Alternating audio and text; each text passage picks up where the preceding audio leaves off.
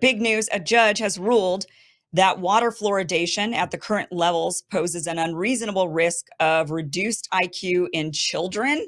This is big news. If you remember, we were covering this case 6 months ago with a team of people took the EPA, I'm sorry, to court saying that you need to stop fluoridating our water. We don't want medicine in our water. And the only reason why we put fluoride in the water is because it's supposed to like reduce cavities or something really stupid.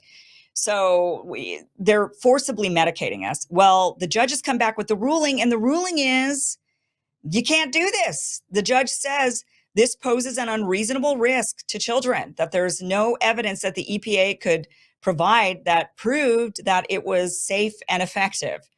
And the other side said, this isn't safe. You can't fluoridate the water. You're medicating us. You're forcibly medicating us in our drinking water. 200 million people in this country drink medicated drinking water.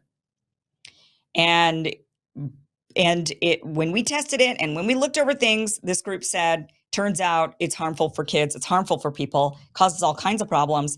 And the judge agreed and said, yeah, okay. Hey, EPA, you need to change your regulations. So what does this mean?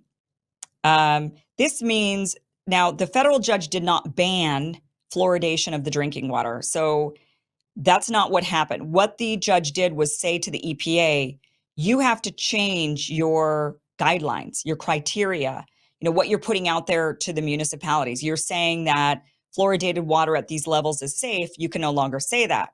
So what that means is the EPA has to change their guidelines.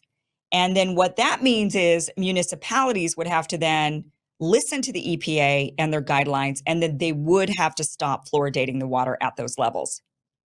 So it's not a ban on fluoridation, but it's telling the EPA, it's like a workaround towards a ban.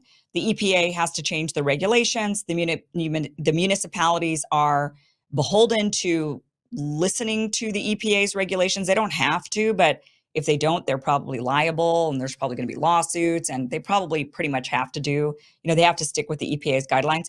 So it's effectively a ban. Now, of course, I think this will be challenged in court. I'm confident this will be appealed. So we'll see how this goes, and we'll keep following it.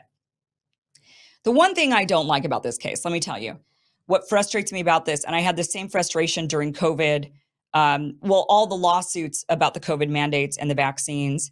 We saw so many lawsuits go to, and mandates were ruled against by the courts, or the people won, the anti-mandate people won, but they didn't win on the merits that you and I want them to win on. They didn't win because the judge thought, hey, yeah, it's totally against civil liberties to force a person into a vaccine, or hey, yeah, that's like absolutely unconstitutional. That's never what that's not what was ruled on. That's not what was even argued.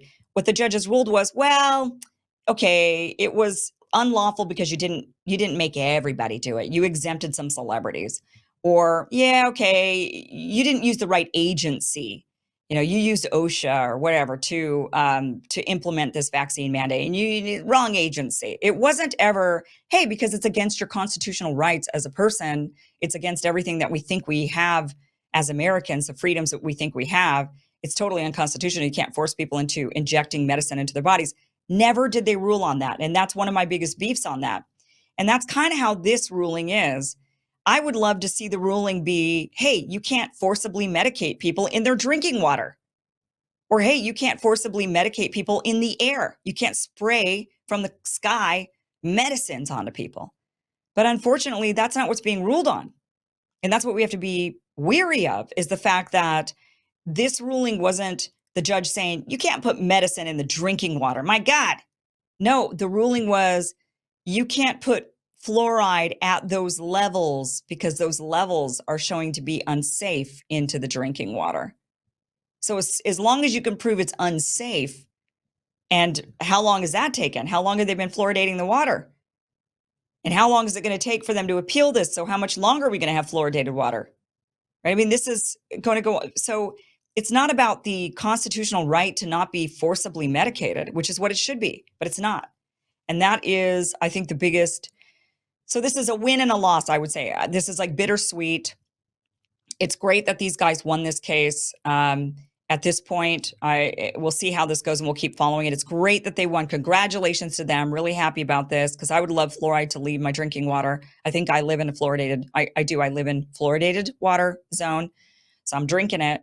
But it's a loss in that we're not getting our autonomy, our bodily autonomy. We're not winning rights over our medical treatments, over our own decisions. We're not winning those rights yet. And that should frighten all of us, guys. That should 100% frighten absolutely every last one of us.